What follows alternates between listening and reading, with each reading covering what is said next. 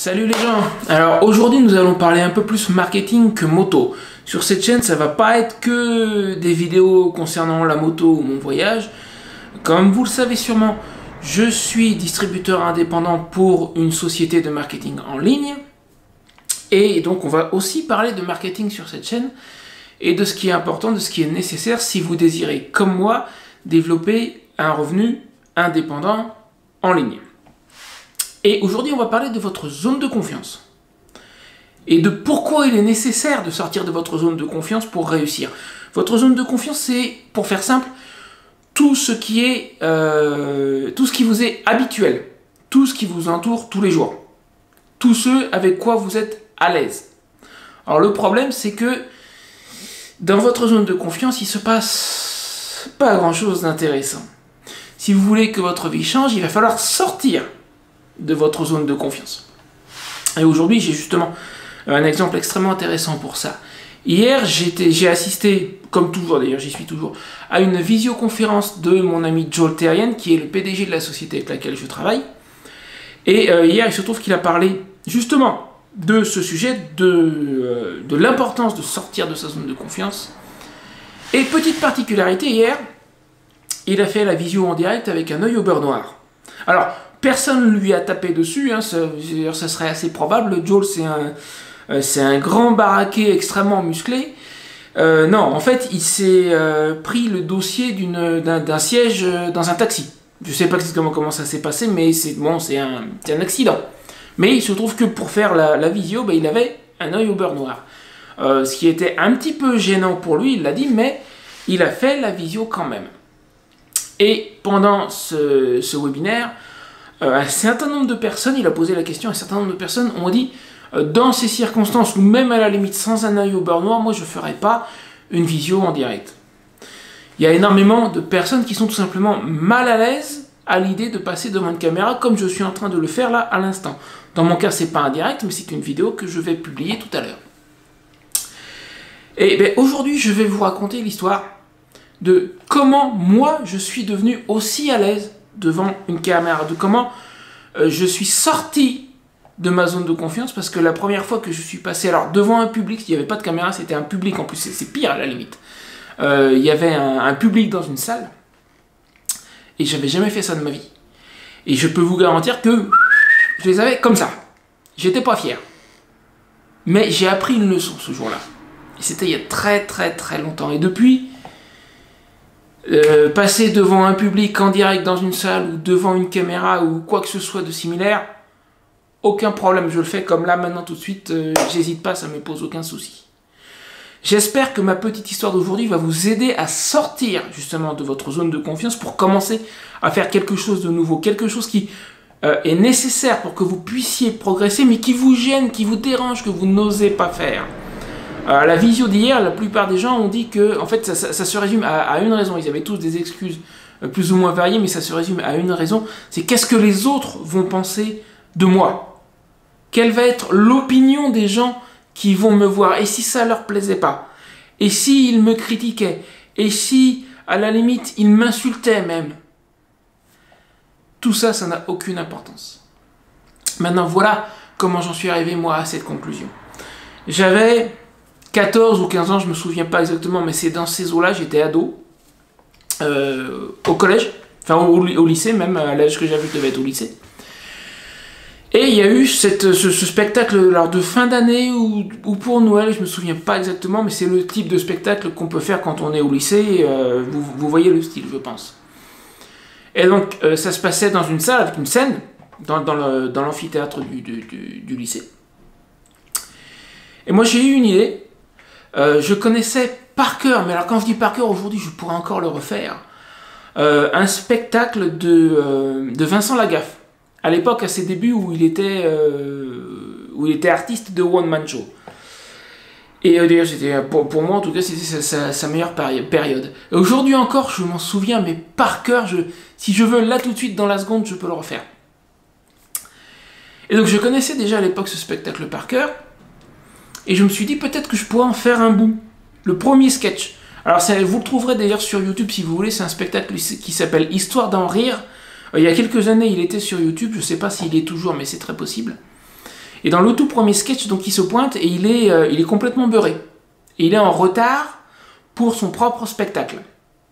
Et moi je m'étais dit, ce que je vais faire, c'est que je vais prétendre d'être... je vais m'installer dans la salle, premier rang, j'étais sur le côté de la salle, je vais faire semblant de dormir. Puis eux, ils vont m'appeler parce que ça sera mon tour. Et je leur réponds pas, et ils m'appellent, ils insistent, ils finissent par me trouver, et je fais semblant d'être complètement bourré. Et je commence le sketch. Et j'avais strictement jamais fait ça de ma vie.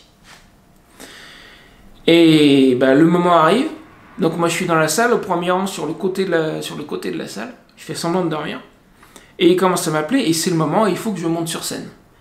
Et je vous dis, j'avais les fois, je les avais, mais alors, comme ça, hein, une salle de 200 personnes, j'avais jamais fait ça de ma vie. Et je me pointe avec ma porte, parce que le sketch commence avec une porte, il arrive sur scène, il a sa porte, et il explique qu'en fait, attendez, bougez pas, je vais vous le faire. Donc vous imaginez, bon là, d'accord, je suis assis, hein, mais imaginez, j'arrive avec une porte à la main, et je suis totalement beurré. Je m'excuse, on est en retard pour le pestacle, c'est que, en venant, on était arrêté par la police. Et remarquez, on a rigolé, on a bien ri avec la police, parce que le policier qui nous a arrêtés, il m'a dit, eh ben, monsieur Seb, dans quel état vous êtes? Vous tenez même plus debout. J'ai dit d'abord, je te signale que je conduis assis. Faut tout leur dire à ces gens-là. Vous voyez, ça commence comme ça. Et quand je vous dis que je le connais par cœur, c'est que je le connais encore par cœur aujourd'hui. Et donc l'histoire de la porte, c'est tout simplement que la veille, après le pestacle, je suis rentré chez moi et je me suis aperçu que j'avais perdu les clés. Et puis plus moyen d'ouvrir la porte. Alors aujourd'hui, même si je pompe mes clés, et j'ai la porte. Eh, remarquez. Il y en a bien qui vont me dire, eh Seb, et si tu perds la porte? J'ai laissé la fenêtre ouverte. Donc c'est comme ça que le spectacle commence. Et moi, au moment de monter les marches, j'étais sur le point de commencer, mais j'avais la trouille, je me disais, s'il rigole pas. Et puis je raconte l'histoire du flic et je signale que je conduis assis. Et en 30 secondes, la salle pétait de rire, et pendant 10 minutes, ils n'ont pas arrêté de se marrer. Et là, j'ai compris un truc. C'est que pendant 3 jours où il y a eu les répétitions, tout ça, où je me demandais si ça allait marcher, pendant 3 jours, je me suis inquiété pour rien. Ce qu'il faut se dire, c'est ça marche pas, ça n'a aucune importance. Si ça marche, tant mieux, dans mon cas, ça a super bien marché et du coup, ça m'a débloqué. Si ça marche pas, eh ben, faudra recommencer autrement, faudra recommencer mieux, faudra essayer autre chose. Et on monte. Oh, ça marche pas. Non mais pourquoi ça marche pas? Parce qu'on aurait dû le faire plus fort. Hein. C'est tout. C'est pas plus compliqué que ça. Vous plantez, l'échec, c'est pas une fin en soi. De toute façon, vous allez vous planter. À un moment ou à un autre. Tous ceux qui ont réussi, avant de réussir, ils se sont plantés encore et encore et encore et encore. Se planter, c'est une occasion d'apprendre, d'analyser ce qui n'a pas marché et de recommencer en faisant mieux. L'opinion des autres dans tout ça, on s'en tape, ça n'a aucune importance. Si vous avez peur de l'opinion des autres, en fait, vous avez peur de vous-même. Vous avez peur de votre propre image. C'est ça qui vous fait peur. Si cherchez un peu, vous verrez que j'ai raison. L'opinion des autres, faut vous dire, je m'en tape, j'en ai rien à battre. Posez-vous cette question. Est-ce que les autres vont faire pour vous ce qui est nécessaire pour changer votre vie? Est-ce que les autres vont passer à l'action pour vous? Est-ce que les autres ont à cœur votre meilleur intérêt? Posez-vous cette question, vous allez voir que la réponse, c'est non. Alors laissez les autres parler, et à la limite, même les commentaires négatifs, je vais vous dire un bon truc. Les commentaires négatifs, vous les voulez, vous en avez besoin. Parce que les gens qui parlent de vous de façon négative, sans s'en rendre compte, sont en train de vous aider en réalité. Plus on parle de vous, je me souviens plus qui a dit ça, mais qu'on parle de vous de façon positive ou qu'on parle de vous de façon négative, ce qui importe, c'est qu'on parle de vous.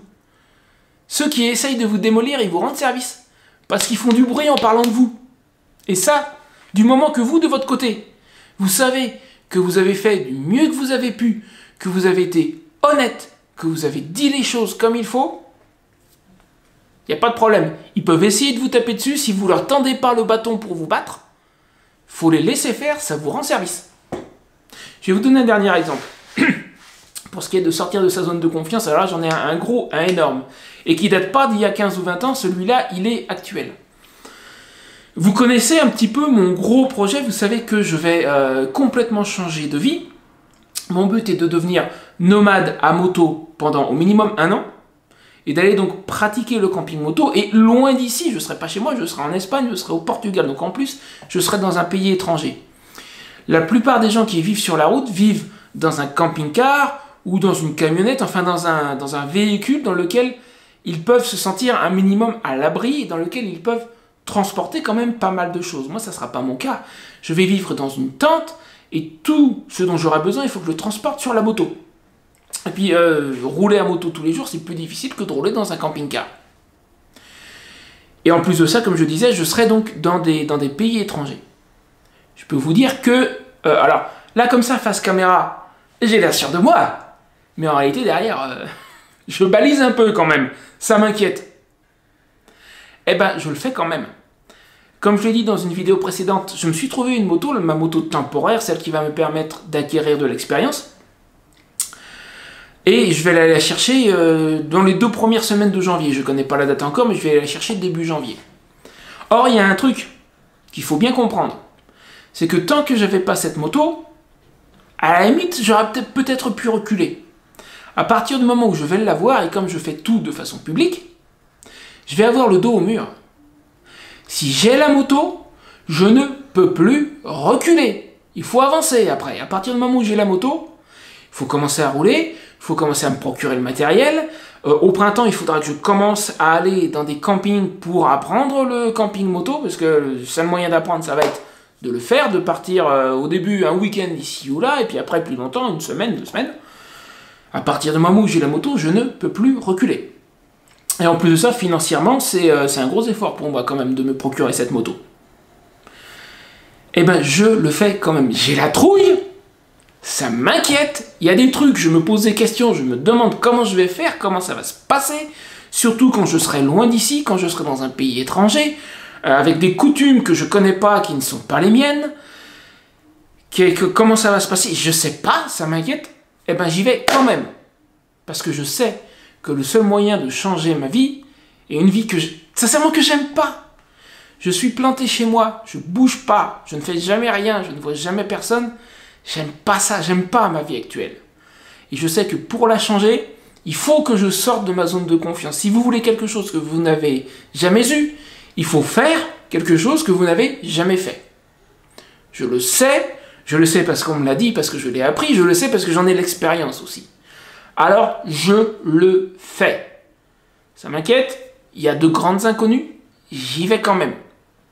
Ben, vous, pour changer votre vie, et pour... alors, si c'est pour faire comme moi, je parle pas du voyage, mais je parle de développer un revenu en ligne, il va falloir que vous passiez devant la caméra. C'est sans doute pour la plupart d'entre vous quelque chose que vous n'avez jamais fait. Ça vous inquiète, vous ne savez pas trop bien comment ça marche techniquement. C'est pas une excuse ça. Si vous ne savez pas, vous allez apprendre, vous essayez, vous n'y arrivez pas, vous réessayez, vous vous renseignez. L'info, elle est là. Cherchez en ligne comment faire des vidéos. L'info est partout. Il y a des vidéos sur comment faire des vidéos. Peut-être que j'en ferai quelques-unes moi-même d'ailleurs. Donc c'est vraiment pas un souci. Mais à la limite, je vais vous dire, attendez, qu'est-ce que j'en ai fait? Vous prenez votre téléphone, il y a une fonction caméra sur le téléphone, vous vous filmez, puis vous essayez, et à la limite, vous la publiez pas tout de suite, c'est pas grave, ou vous la publiez pas du tout, mais commencez par essayer à faire une vidéo avec votre téléphone. Voilà, c'est tout bête. Donc c'est quelque chose qui va... Il va falloir y passer. Si vous voulez, de nos jours, développer un revenu en ligne, ça passe par de la vidéo. Entre autres, il n'y a pas que ça, mais la vidéo, ça en fait partie. Et si vous n'avez jamais fait de vidéo de votre vie, tournez vos premières vidéos, ça revient à sortir de votre zone de confiance et il va falloir que vous le fassiez. C'est pas si difficile. Faut juste prendre la décision de le faire. Comme je l'ai fait moi pour mon voyage. J'ai pris la décision de le faire. Et croyez-moi, c'est un pas hors de ma zone de confiance beaucoup plus grand que de juste faire des vidéos. Il y a beaucoup plus d'inconnus. Il y a beaucoup plus de questions. Faire des vidéos de demain ou tout de suite. Vous prenez, comme je vous ai dit, vous prenez votre téléphone, vous pouvez le faire tout de suite. Vous pouvez faire des essais tranquillement chez vous sans les publier. Il n'y a pas de grosses difficultés. Pour ce que j'ai prévu de faire moi, c'est beaucoup plus difficile, il y a beaucoup plus de questions. Et je le fais quand même. Alors évidemment, moi j'ai une expérience de tout ça, du fait de sortir de ma zone de confiance, je l'ai fait à plusieurs reprises avant. Je sais que c'est nécessaire, je sais que je peux le faire. Vous, si c'est votre première fois, ça va vous demander un questionnement sur vous-même. Faites-le. Faites-le. C'est comme ça que vous allez réussir à changer votre vie. Si vous ne faites rien, je peux vous garantir une chose, c'est qu'il ne va rien se passer du tout. Donc voilà, ça c'est ma conclusion pour aujourd'hui. Laissez-moi un petit commentaire, dites-moi si ça vous a aidé, dites-moi si vous allez vous décider à faire votre première vidéo, même si vous ne la publiez pas tout de suite. Voilà, parlez-moi de tout ça, n'hésitez pas à me dire quelles sont vos difficultés, et ben moi j'essaierai de vous aider à les surmonter avec plaisir. À bientôt!